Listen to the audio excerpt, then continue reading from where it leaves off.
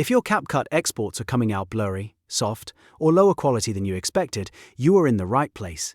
In this video, I'm going to show you exactly how to make CapCut quality better using the export settings that matter most. We'll cover resolution, frame rate, and bitrate so your videos look sharper and cleaner on social media and YouTube. If this video helps you out, make sure to hit the like button and subscribe for more simple editing tutorials. Alright, let's jump in. First, open your project in CapCut and get everything ready for export. Before you hit that export button, you want to make sure your settings are optimized for the platform you're posting to.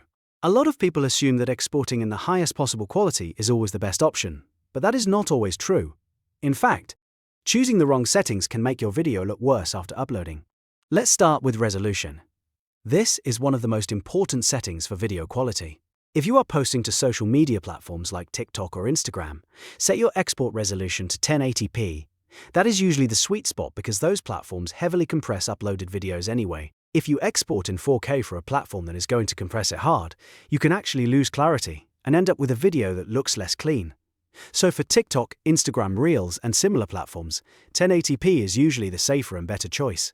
Now, if you are uploading to YouTube, that is where 4K can make sense. YouTube handles high-resolution uploads much better, and if your original footage is actually 4K, then exporting in 4K can help preserve detail. But the key thing here is to match your export to your content and your platform. Don't choose 4K just because it sounds better.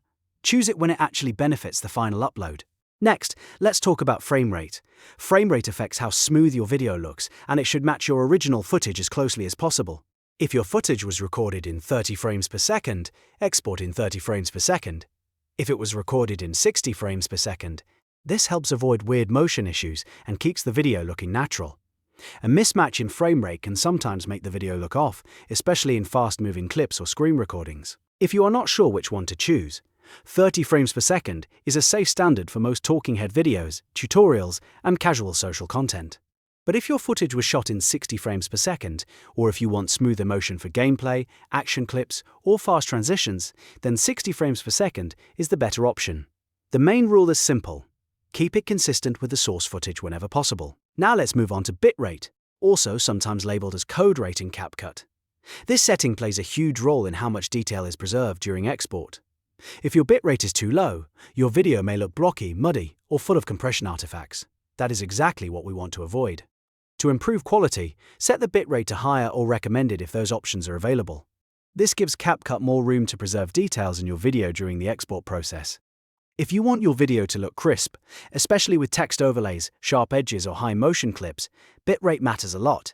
A higher bitrate usually means better quality, although it can also create a larger file size. For most creators, that trade-off is absolutely worth it.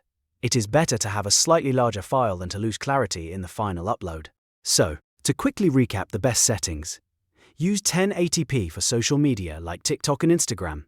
Use 4K only if you are uploading to YouTube and your footage supports it. Match your frame rate to your original video with 30 frames per second or 60 frames per second. And set your bitrate to higher or recommended to keep as much detail as possible. Once you've changed those settings, go ahead and export your video and check the final result before posting. If it still looks a little soft, make sure your original footage is high quality too, because export settings can only do so much if the source clip is already blurry. But if you follow these CapCut export settings, you should notice a big improvement in how your videos look. If this tutorial helped you make CapCut quality better, don't forget to like the video and subscribe for more editing tips, app guides, and simple step-by-step tutorials. Thanks for watching, and I'll see you in the next one.